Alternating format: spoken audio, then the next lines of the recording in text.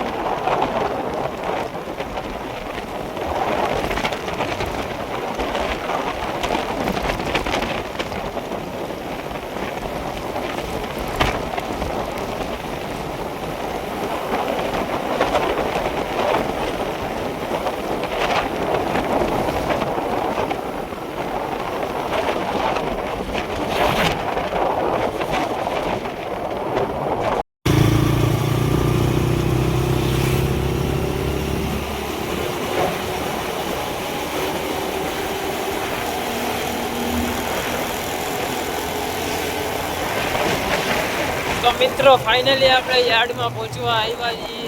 Yard આગળ પહોંચી ગયા છીએ. હવે યાર્ડની અંદર એન્ટ્રી લેશું.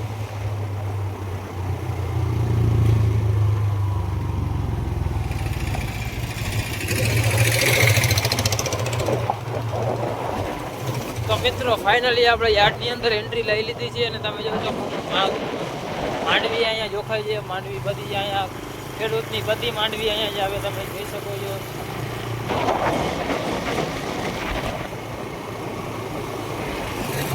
બ્લોગમાં કન્ટિન્યુ બન્યા રહેજો. Let's go. મિત્રો ફાઇનલી આપણે માર્કેટ યાર્ડની અંદર આવી ગયા હતી. તમે જોઈ શકો છો મરચાનો ફૂલ સ્ટોક પડ્યો છે, ધાણાનો ફૂલ સ્ટોક પડ્યો છે, પછી ઓલી બાજુ સુરણ પડ્યું છે, પતકોરા પડ્યા છે, સફેદ ગોટા પડ્યા છે, મલાઈ રીંગણા પડ્યા છે. તમે જોઈ શકો છો. બ્લોગમાં કન્ટિન્યુ બન્યા રહેજો. તો મિત્રોમાં કારેલા પડ્યા છે, આદુ પડ્યું છે, અહીંયા પાલક પડી છે, રીંગણા પડ્યા છે, મૂળા આગળ તમને દેખાતા હોય તો પડ્યા છે. બધું માર્કેટ યાર્ડની અંદર બધું મળે આપણે શાક બકાલું. તો તમે અવશ્ય મુલાકાત લ્યો અહીંયા યાર્ડની. ફક્ત ખેડૂત ભાઈઓ માટે આ વિડીયો સ્પેશિયલ બનાવવા આવ્યો છું. ખેડૂત ભાઈઓ જોજો અને લાઇક શેર સબસ્ક્રાઈબ કરજો.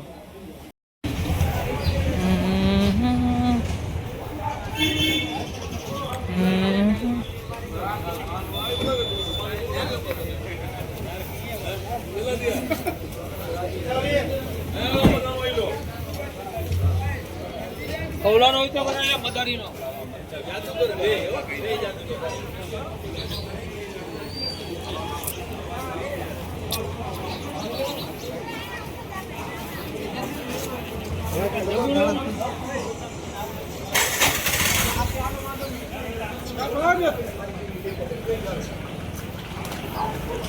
હાલો ભાઈ, મૂળા છે 5 કિલો. હાલો યુટ્યુબ પર લઈ આવો.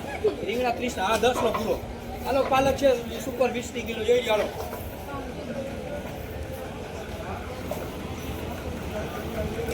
હાલો